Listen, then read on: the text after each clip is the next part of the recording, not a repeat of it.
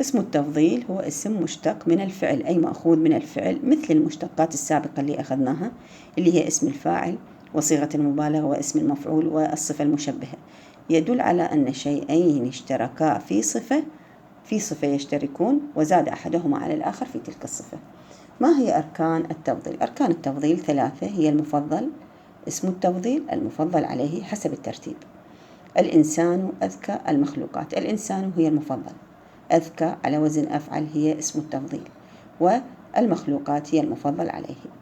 وزنه أفعل للمذكر المفرد المذكر، وفعل للمفرد المؤنثة، وغالبا ما يأتيك المفرد، غالبا ما يأتي المفرد. المثنى والجمع بنوعيه نأخذه عند دراسة حالات اسم التفضيل.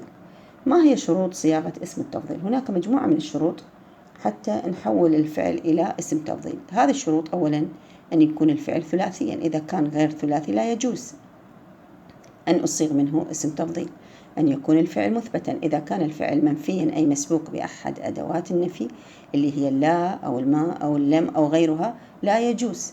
أن يكون الفعل قابلا للتفاوت، إذا كان غير قابل للتفاوت مثلا نام أو هلك أو فني أو غرق أو مات لا يجوز أن أصيغ من هذه المجموعة من الأفعال، مع أنه هي 3 أحرف لا يجوز أن أصيغ منها اسم تفضيل. أن يكون الفعل تاما، لا يصاغ من الأفعال الناقصة يعني كان وأخواتها، لا يجوز أن أصيغ منها اسم تفضيل. أن يكون الفعل متصرفا، يعني الفعل يتصرف إلى الزمن الماضي والحاضر والمستقبل. أما هناك مجموعة من الأفعال أسميها جامدة تأتي بزمن واحد، صيغة واحدة هي صيغة الماضي اللي هي عسى وحبذا وبئس ونعم وليس. هذه الأفعال لا يجوز أن أصيغ منها اسم تفضيل. ليس الوصف منه على وزن أفعل فعلا، أي لا يدل الفعل على لون أو عيب أو حلية. تتذكرون بالصفة المشبهة اللي دل على لون، مثلا حمر الفعل، الصفة المشبهة من حمر أحمر للمذكر وحمراء للمؤنث، وأكحل كحلاء، وأعرج عرجاء. هذا حتى ما يصير لبس بهذا الوزن أفعل بينه وبين وزن اسم التفضيل لا يجوز أن أصيغ منها اسم تفضيل. وآخر نقطة أن يكون الفعل مبنيا للمعلوم، لا يجوز أن أصيغ من الفعل المبني للمجهول. هنا هذه مجموعة من الأفعال 3 أحرف ممكن أن أحولها إلى اسم تفضيل. مثلا كثر، كيف أحولها إلى اسم تفضيل؟ أكثر، وقل أقل، عظم أعظم، ساء أسوأ، جمل أجمل، وسع أوسع، كبر أكبر، وحسن أحسن، وهكذا بقية الأفعال. بالنسبة إلى حالات اسم التفضيل، كم حالة لدينا؟ لدينا طلاب 4 حالات لاسم التفضيل. الحالات هي: أولا إذا كان اسم التفضيل مجردا من ال والإضافة، لا بال للتعريف ولا مضاف إلى ما بعده. مثلا هذه الجملة: الجمل أصبر من غيره على العطش. الجمل هي المفضل، أصبر اسم التفضيل، من غيره هي المفضل عليه. هذه مفرد مذكر الجملة الأولى. الجملان للمثنى العفو، أصبر من غيرهما على العطش. الجملان مثنى، وأصبر واسم التفضيل، وغيرهما هي المفضل عليه. الجمال أصبروا من غيرهم على العطش. الجمال المفضل، أصبروا هي اسم التفضيل، وغيرهم هي المفضل عليه. لاحظ هذه بالبداية المفضل تتطابق مع المفضل عليه، غيره، الجمل غيره، الجملان غيرهما، الجمال غيرهم. هذا تطابق بين المفضل وبين المفضل عليه. اسم التفضيل هذا أصبروا لم يتغير، بقي مفرد مذكر نكرة لم يتغير. المفضل عليه مجرور بحرف الجر من. هذا حكم اسم التفضيل إذا كان اسم التفضيل مجرد من ال والإضافة، لا معرف بال ولا مضاف إلى كلمة بعده، فيكون مفرد مذكر نكرة. والمفضل عليه متطابقان، والمفضل عليه مجرور بحرف الجر من. هذه الحالة الأولى. الحالة الثانية: اسم التفضيل معرف بال. أنت الأفضل، الأفضل، هذا موجودة للتعريف. أنت الفضلة، الفضلة. أنتما الأفضلان، أنتما الفضليان، وأنتم الأفاضل. طبعا مثنى مذكر، مثنى مؤنث، جمع مذكر الأفاضل أو الأفضلون، وجمع مؤنث الفضليات. إذن هذا المفضل كلها لاحظة تختلف، مفرد مذكر، مفرد مؤنث، مثنى بنوعيه وجمع بنوعيه، هذا اختلف، هذا يطابق في كل شيء. إذا هذا يكون مفرد يكون هذا مفرد، إذا مؤنث مؤنث، وإذا مذكر مذكر، وهكذا. إذن هنا تطابق بين اسم التفضيل هذا والمفضل، متطابقان في التذكير والتأنيث والإفراد والتثنية والجمع. المفضل عليه غير موجود في الجملة، محذوف من الجملة. هذا انتهينا من الحالة الثانية. الحالة الثالثة اسم التفضيل مضاف إلى نكرة، يعني اللي بعد اسم التفضيل يكون نكرة ويعرب مضاف إليه. علي أحسن كاتب، علي هي المفضل، أحسن اسم التفضيل، كاتب هي اللي نكرة وتعرب مضاف إليه. مضاف اسم التفضيل هذا مضاف إلى نكرة، هو طبعا إعرابه حسب موقع من الجملة، لكن هذه الكلمة اللي بعده تعرب مضاف إليه وتكون نكرة بهذه الحالة. هذان الكتابان أفضل وأحسن كتابين. هذان الكتابان هي المفضل، أحسن اسم التفضيل، كتابين اسم المفضل عليه هذا يكون مضاف إليه مجرور علامة جره الياء لأنه مثنى، هذا نكرة أيضا. والنساء الطيبات أحسن نساء، النساء هي المفضل، نساء الطيبات، أحسن اسم التفضيل نساء، هذا مضاف إليه مجرور، هي المفضل عليه.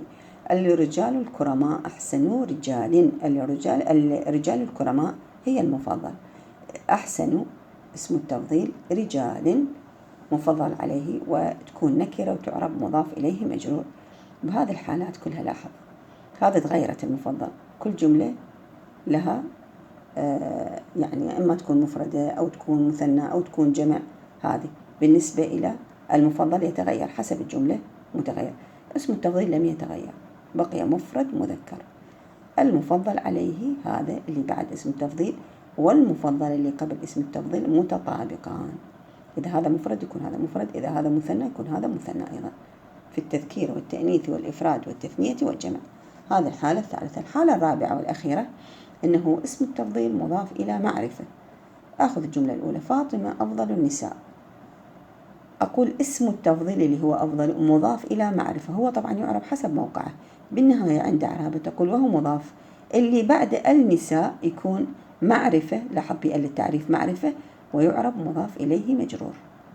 فاطمة أفضل النساء، هذا المفضل فاطمة، وأفضل تكون اسم التفضيل، والنساء مفضل عليه. هذه الجملة الأولى. الجملة الثانية، فاطمة فضلى النساء، أيضا مفضل فاطمة، فضلى اسم التفضيل، النساء مفضل عليه. لاحظ هذه كل جملة تكتب مرتين. الجملة الأولى فاطمة مفردة مؤنثة، أفضل مفرد مذكر، خالف اسم التفضيل خالف المفضل. الجملة الثانية فاطمة مؤنثة مفردة مؤنثة، وفضلى مفردة مؤنثة طابق، يعني هذه كل جملة تكتبها مرتين، مرة يخالف مرة يطابق. من يخالف من؟ اسم التفضيل يخالف أو يطابق المفضل، هنا يخالف أو يطابق المفضل.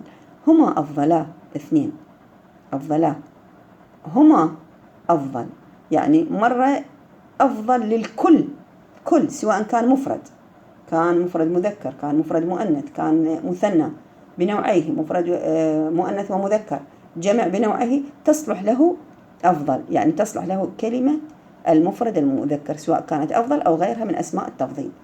ويعني نفس الحالة طلاب، هذه الحالة الرابعة تجمع أي حالات؟ تجمع الحالة الثانية اللي بيها يطابق ما قبل بكل شيء، وتجمع الحالتين الأولى والثالثة، الأولى والثالثة اللي هي يكون بها اسم التفضيل دائما مفرد مذكر، مفرد مذكر. لاحظ يعني كل جملة تكتبها مرتين، تجوز المطابقة وعدم المطابقة. مطابقة من لمن؟ مطابقة المفضل لاسم التفضيل أو عدم مطابقته له. واضح؟ هذه انتهت حالات اسم التفضيل. بالنسبة إلى هناك مجموعة من الملاحظات جمعناها هنا. اسم التفضيل يعرف حسب الموقع من الجملة كما ذكرنا سابقا. وبالنسبة إلى خير والشر أيضا تعتبر من أسماء التفضيل، هما اسماء تفضيل سقطت منهما الهمزة لكثرة الاستعمال، خير وشر تعتبر من أسماء التفضيل. اسم التفضيل ممكن يأتي مفرد أو مثنى أو جمع كما ذكرنا بالجمل السابقة. اسم التفضيل ممنوع من الصرف، يجمع جمع تكسير أو جمع مذكر سالم. لاحظ أيضا ذكرنا بحالات اسم التفضيل أفضلون للجمع جمع مذكر سالم، وأفاضل جمع تكسير، والاثنين يستعملون لجمع الذكور. الاثنين يستعملون لجمع الذكور، يا إما جمع تكسير أفاضل أو أفضلون جمع مذكر سالم. بالنسبة إلى الأفعال التي لم تستوفي، ذكرنا ببداية الشرح هناك مجموعة من الأفعال لم تستوفي الشروط، فلا أستطيع أن أصيغ منها اسم تفضيل، لكن هناك طريقة أنه أسبقها، أحولها إلى المصدر وأسبقها بأي اسم تفضيل من هذه الأسماء، أكثر، أقل، أطول، أكبر، أشد، أي اسم. لاحظ ماما، مثلا الفعل خضرة، هذا الفعل خضرة هو 3 أحرف، لكن لا يجوز أن أصيغ منه اسم تفضيل. أنت تتذكر المفروض الشروط حافظها، هذا لأنه يدل على لون، فآخذ المصدر من عنده، هو هذا نفسه أحوله إلى مصدر، خضرة، حولته إلى خضرة، وأسبقه باسم على وزن أفعل، اسم تفضيل، أسبقه باسم تفضيل، فيكون هنا أشد خضرة. خضرة تعرب دائما بهذه الحالة تعرب تمييز منصوب، الأرض أشد خضرة في الربيع. خضرة إذا أعطاك إياها تقول لا يجوز، لكن ممكن أن نحولها إلى مصدر يعرب تمييز وأسبقها باسم تفضيل. حالة ثانية أنه أيضا إذا أعطاك فعل، مثلا الفعل أنصفه، يقول لك صغ من هذا الفعل اسم تفضيل. هذا الفعل لا يصاغ منه، لماذا؟ لأنه أكثر من 3 أحرف، فتأتي بمصدر هذا الفعل، مصدر هذا الفعل إنصافا، تتذكر هذا ماخذه بالمصادر، وتسبقه باسم تفضيل، اسم تفضيل على وزن أفعل، أكثر، فهذا المصدر يعرب تمييز، وتكمل الجملة أنت أكثر إنصافا من أخيك. هذه تعرب حسب موقعها من الجملة هي اسم تفضيل، وإنصافا تكون مصدر منصوب، تمييز منصوب علامة نصبه الفتحة الظاهرة على آخره. وممكن أنه هذه جمل أخرى أيضا موجودة بالنسبة إلى هناك أفعال لم تستوفي الشروط، أيضا وضعنا لكم هذه الجمل. بالنسبة طلاب الجمل التي لا يمكن أن تضع لها أي اسم تفضيل وتأتي بعدها بمصدر، هي الغير قابلة للتفاوت، لا يجوز. الأفعال الجامدة أيضا لا يجوز، واضح؟ والبقية ممكن أن تأتي بمصدر مؤول أو مصدر صريح مثل هذه. التوفيق للجميع.